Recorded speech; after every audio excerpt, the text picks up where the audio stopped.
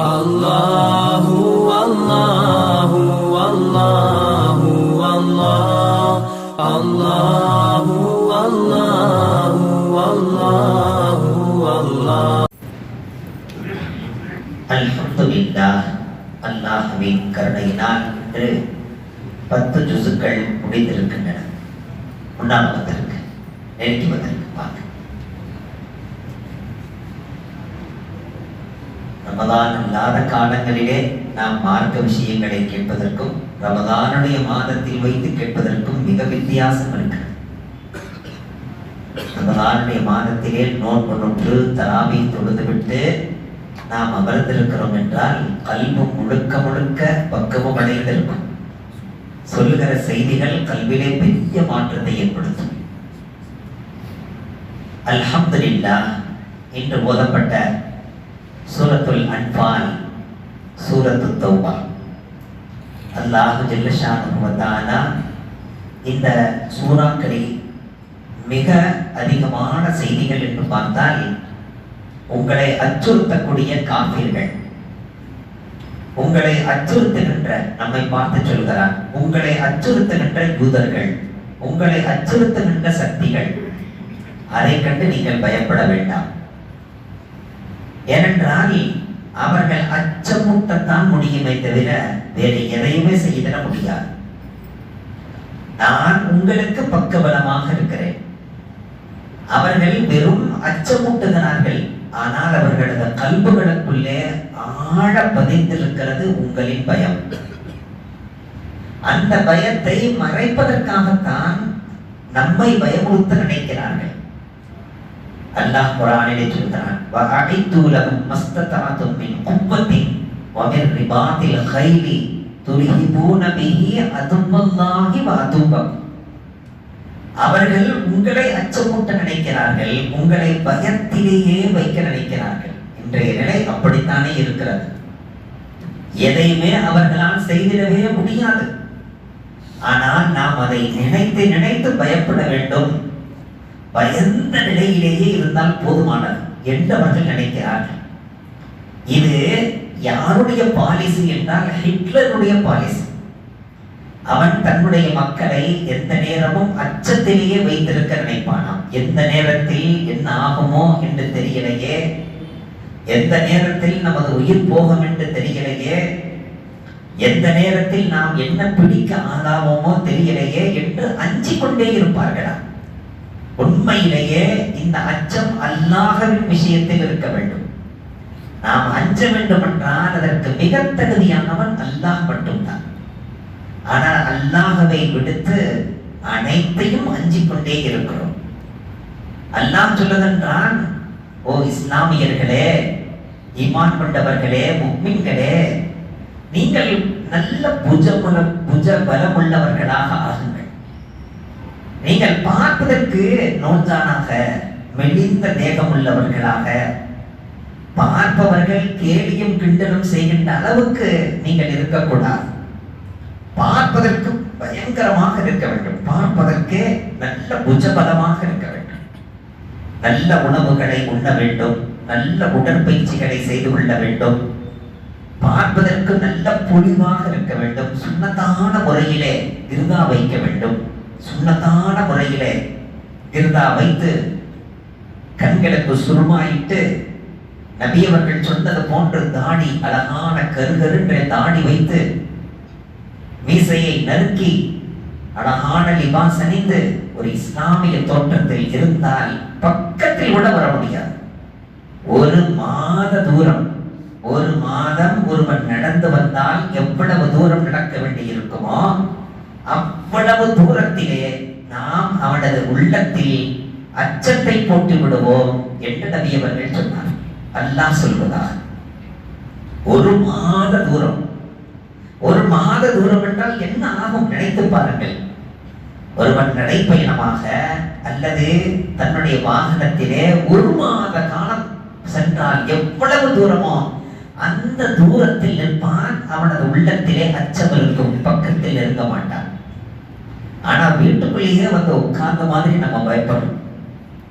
நம்மளுடைய தொழில் துறைக்குள்ளேயே வந்து உட்கார்ந்துட்ட மாதிரி பயப்படுறோம். முடிஞ்சு போச்சு வாழ்க்கை, இனி கிடையாது என்று பேசுகிறோம். இனி மீண்டும் ஒருமுறை வந்தால் என்ன ஆகுமோ தெரியலையே, என்ன ஆகும் தெரியலையே, என்ன அச்சம். ரப்பை கூட இவ்வளவு பயப்படவில்லை, அவ்வளவு பயப்படுகிறோம். அல்லாஹ்வை கூட இவ்வளவு பயப்படவில்லை, அவ்வளவு பயப்படுகிறோம். அந்த அல்லாஹ் என்ன நம்மை விட்டு விடுவானா? நபி அவர்களை பார்த்து சொல்கிறான், நபிய நாயகமே, உங்களை சதி செய்து, உங்களது உம்மத்துக்கு சதி செய்து அவர்களை எல்லாம் வீழ்த்தலாம் என்று, அவர்களை எல்லாம் அழித்திடலாம் என்று அவர்கள் கங்கணம் கட்டுகிறார்கள். ஆனால் ஒன்றை கேளுங்கள் நபியே, நிச்சயமாக உங்களுக்கு அல்லாஹ் போதுமானவன். அவன் தனது உதவியை கொண்டு, முஃமின்களை கொண்டு உங்களை பலப்படுத்துவான். நீங்கள் கொண்டு வந்த மார்க்கத்தை பலப்படுத்துவான். உங்களையும் உங்களை சார்ந்தவர்களையும் பாதுகாக்கும் பொறுப்பை நான் ஏற்கிறேன் அல்லாஹ் சொல்கிறார். இதைவிட என்ன வேண்டி இருக்கிறது? அல்லாஹ் இந்த மார்க்கத்தை பாதுகாப்பானாம். அல்லாஹ் இந்த மார்க்கத்துக்கு வலுவூட்டுவானாம். யாரை கொண்டு? பாவம் புரியக்கூடிய, குற்றம் புரியக்கூடிய, ஏன் ஈமான் கொள்ளாதவர்களை கூட வைத்து அல்லாஹ் ஈமான்தார்களையும் இந்த ஈமானையும் இஸ்லாத்தையும் பாதுகாப்பான். கையிலே உறுதிய வாளோடு நிற்கிறார்கள் கூட்டமாக. எங்களை கடந்து உள்ளே போங்கள், உங்களால் போக முடிந்தால் போங்கள், பார்க்கலாம். யார்? சீக்கியர்கள் இஸ்லாமியர்களுக்கு துணையாக, உதவியாக, உடந்தையாக உறுதிய வாளோடு நிற்கிறார்கள், கைகோர்த்து நிற்கிறார்கள். அவர்கள் எங்கே கைகோர்த்து நிற்கிறார்கள் என்று பார்த்தால் பின்னால் பள்ளிவாசல், அங்கே தொழுகை நடந்து கொண்டிருக்கிறது. எங்களை கடந்து உங்களால் போக முடிந்தால் போங்கள், பார்க்கலாம். யாராவது அதற்கு சக்தி படைத்திருந்தால் போங்கள், பார்க்கலாம் என்று நிற்கிறார்கள். இவர்கள் யார்? இவர்களை கொண்டு முஃமின்களை பாதுகாக்கிறானே, இவர்களை கொண்டு ஈமானை பாதுகாக்கிறானே, இவர்களை கொண்டு பள்ளிவாசலை பாதுகாக்கிறானே என்றால் ஒரு காலம் கடந்தது.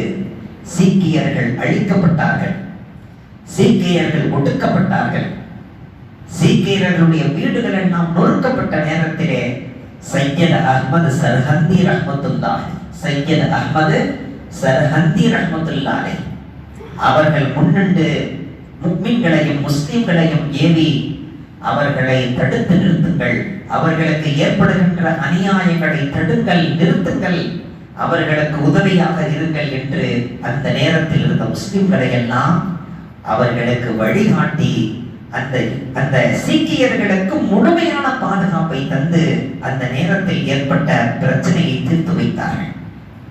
இன்றும் கூட சையத் அஹ்மது சர்ஹந்தி ரஹ்மத்துல்லாஹினுடைய மஸாரிலே முஸ்லிம்கள் அதிகமாக இல்லை, சீக்கியர்கள் தான் இருக்கிறார்கள். சையத் அஹ்மது சர்ஹந்தி ரஹ்மத்துல்லாஹினுடைய மஸாரிலே எந்த நேரமும் அங்கே குழுமி இருப்பவர்கள் யார் என்று பார்த்தால் சீக்கியர்கள். அங்கே வரலாறு எழுதப்பட்டிருக்கிறதா? சீக்கியர்களுக்கும் இங்கே அடக்கம் பட்டிருக்கும் பெருந்தகைக்கும் என்ன சம்பந்தம் எழுதப்பட்டிருக்கிறது.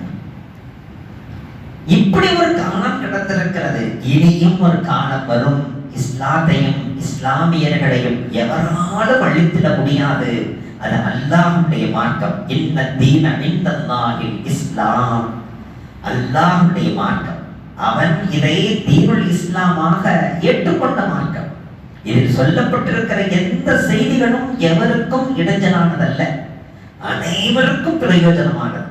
இது உலகமே அறிந்த விஷயம். முஸ்லிம்களா இரக்கமுள்ளவர்கள், ஈவு காட்டக்கூடியவர்கள், பரோபகாரம் கொண்டவர்கள், எவருடைய பொருளுக்கும் ஆசைப்படாதவர்கள், யாருடைய உரிமைகளையும் பறிக்க மாட்டார்கள், எவருடைய மானத்தையும் மாற்ற மாட்டார்கள், யாருக்கும் இடைஞ்சலாக வாழ மாட்டார்கள், பிறருக்கு நன்மையாக மட்டுமே வாழ்வார்கள் என்பதை உலகமே அறிந்திருக்கிறது. அப்படி இருக்கும் போது இஸ்லாமியர்களுக்கு என்ன பிரச்சனை வந்துடும்? நிச்சயமாக விடிவு காலம் வந்து கொண்டிருக்கிறது, மிக நெருக்கத்தில் இருக்கிறது. சந்தோஷமே சந்தோஷம் என்று அல்லாஹ் தர காத்திருக்கிறான். ஆனால் நாம் செய்ய வேண்டியது என்ன? அல்லாஹ்வின் மீது பரிபூர்ணமான நம்பிக்கை வேண்டும். அவன் எந்த அளவுக்கு நம் மீது கருணை காட்டுகிறான் தெரியுமா? நபிகள் நாயகம் ஸல்லல்லாஹு அலைஹி வஸல்லம் சொன்னார்கள், ஒரு குழந்தை பிறக்கிறது என்றால் அந்த குழந்தை பாலிகாக ஆகின்ற வரையிலும் அல்லாஹ் சொல்கின்றானா, அந்த குழந்தை செய்கின்ற நன்மையான காரியங்கள் அனைத்தின் நன்மையை தாய் தந்தையர்களுக்கு எழுதிவிடுங்கள். அந்த குழந்தை செய்கின்ற தீமைகள் ஏதேனும் இருந்தால் அதை கணக்கில் எடுக்காதீர்கள். பிறகு அவன் பாலிகாகிறான். அவன் வயதுக்கு வந்த மாத்திரத்தில், ஆணாக இருந்தாலும் பெண்ணாக இருந்தார், வயதுக்கு வந்த மாத்திரத்தில் அல்லாஹ் சொல்கிறான், 2 மலக்குகளை நியமனம் செய்யுங்கள். அந்த 2 மலக்கும் அவரோடவே இருக்கட்டும். ஒன்று, அந்த மலக்கு அவரை பாதுகாக்க வேண்டும். இன்னொரு மலக்கு அவருக்கு சக்தி தர வேண்டும். பலகீனமாகி விடக்கூடாது. அவரது பலத்தை நீங்கள் பாதுகாக்க வேண்டும். ஒருவர் பொதுவான பாதுகாப்பு, இன்னொருவர் பலகீனப்பட்டு விடாமல் பாதுகாப்பு. இந்த 2 பாதுகாப்புக்காக 2 மலக்கு எந்த நேரமும் முஃமினான ஆணோடும் பெண்ணோடும் இருக்கிறார்கள். பிறகு 40 வயது வருகிற போது அல்லாஹ் சொல்கிறான், மலக்குகளே, இவருக்கு நீங்கள் பாதுகாப்பு தர வேண்டும். என்ன பாதுகாப்பு? இவருக்கு பைத்தியம் பிடிக்க கூடாது, இவருக்கு பெண் குஷ்டம் வரக்கூடாது, இவருக்கு கருகுஷ்டம் வரக்கூடாது. 40 வயதை அடைந்து விட்டார். இந்த 3லிருந்தும் அவருக்கு நான் ரிலீஃபை தருகிறேன். இதற்கு மேற்பட்டு மௌத்து வரையிலும் இந்த நோய் கிடையாது. பிறகு 50 வயது ஆகும்போது அல்லாஹ் சொல்கிறான், கேள்வி கணக்கு எழுதக்கூடியவர்களை கொஞ்சம் அவர் விஷயத்திலே கொஞ்சம் ரொம்ப பிடியாக எழுத வேண்டாம், கொஞ்சம் விட்டு கொடுத்து எழுதுங்கள் என்கிறார். கணக்கை ரொம்ப டைட்டா பார்க்காதீங்க. 50 வயசுல, இனி 60 வயதாகும் போது அல்லாஹ் சொல்கிறான், அவரது கல்பு உலகத்தின் பக்கம் இல்லாமல் நம் பக்கம் திருப்பி விடுங்கள். அதற்காக வழக்குகளை அனுப்புகிறார். அதனாலதான் சொல்றாங்க, இது என்னங்க கிடக்குது, 60 வயசாகி போச்சு, அங்கிருந்து சொல்ல தொடங்கிறோம். நான் 60 வயது ஆகும் போதே அல்லாஹ் ஒரு மலக்கை அனுப்பி நமது கல்வை ரப்பின் பக்கம் திருப்புவான். பிறகு 70 வயதாக ஆகும் போது அல்லாஹ் சொல்லுவானா, வானத்தில் உள்ள எல்லா மலக்குகளையும் அழைத்து, ஓ என் வானவர்களே, மலக்குகளே, நான் இவரை நேசிக்கிறேன். 70 வயது வரையிலும் வாழ வைத்து விட்டேன். இனி என்ன அவர் மீது கோபப்படுவது? நான் அவரை நேசிக்கிறேன். மலக்குகளே, நீங்கள் எல்லாம் அவரை நேசியுங்கள் என்றெல்லாம். பிறகு 80 வயது ஆன போது அல்லாஹ் சொல்லுகின்றான், அவர் செய்கின்ற நன்மைகளை மட்டும் எழுதுங்கள், தீமைகளை எழுதாதீர்கள். பிறகு 90 வயது வருகிற போது அல்லாஹ் சொல்கிறான், இனி என்ன நடக்கிறது? அவர் என்ன தீமை செய்ய போகிறார்? தீமை செய்வதற்கும் அவரால் முடியாது, நன்மை செய்வதற்கும் அவரால் முடியாது. அவரை நான் உலகத்தில் வைத்திருக்கிறேன் என்றால் அவருக்கு 2 பட்டங்களை தந்து வைத்திருக்கிறேன். அமீனுல்லாஹ் வ அஸீருஹு. அவரை நான் நம்பகத்தன்மை கொண்டவர் என்று நான் ஒரு பட்டத்தை தருகிறேன். இப்பொழுது அவர் யாருக்காக துஆ செய்தாலும் துஆ கபூலாகும், யாருக்காக சிபாரிஸ் செய்தாலும் அந்த சிபாரிஸ் கபூலாகிவிடும் என்று அல்லாஹ் சொல்கிறார். பிறகு 90 வயதை தாண்டும் போது அல்லாஹ் சொல்கிறார், இனி மரணிக்கின்ற வரையிலும் வாலிபத்தில் செய்த எல்லா அமல்களையும் இப்பொழுதும் செய்து கொண்டிருப்பதாக எழுதுங்கள் என்று அல்லாஹ் சொல்கிறார். மௌத்து வரையிலும் அதை நீடிக்கிறார். இப்படி இந்த உம்மத்தின் மீது நபியவர்களுடைய ஈமான் கொண்ட அந்த ஒரே காரணத்திற்காக, நபியவர்கள் கொண்ட ஷரியத்தை கொண்டு வந்த ஷரியத்தை ஏற்றுக்கொண்டோம் என்பதற்காக இவ்வளவு பாதுகாப்பு தருகின்ற ரப்பு நம்மை விட்டு விடுவானா? நம்மை அந்நியர்களிடத்தில் ஒப்படைத்து விடுவானா? கேம்ப்ல கொண்டு போய் அடைச்சிருவானா? பயப்பட வேண்டிய அவசியம் இல்லை. நமக்கு ஈமான் அதிகமாக வேண்டும், ஈமான் இன்னும் பொக்தாவாக வேண்டும், இன்னும் கடினமாக வேண்டும். அதற்கு ஈமானிய வாழ்க்கை வேண்டும், நபியவர்களது சுன்னத்தான வாழ்க்கை வேண்டும். கிறிஸ்தவர்களை பின்பற்றக்கூடாது, யூதர்களை பின்பற்றக்கூடாது, மாற்றார்களை பின்பற்றக்கூடாது. ஆனால் நம்முடைய வாழ்க்கையிலே இவையெல்லாம் நிகழாத நேரத்தில் அல்லாஹ் பயத்தை கொண்டு சோதிப்பான், பசியை கொண்டு சோதிப்பான், விரோதிகளை கொண்டு சோதிப்பான். இவைகளெல்லாம் விடுபட்டால் நம்முடைய வாழ்க்கை ஈமானிய வாழ்க்கையாக மாறினால் பிறகு பாருங்கள், அல்லாஹ்வின் உதவியை கண்கூடாக பார்க்கலாம். அந்த நாளை எதிர்பார்த்து காத்திருக்கிறோம். வல்ல ரஹ்மான் நமக்கு சாதகமான சூழ்நிலைகளை ஏற்படுத்தி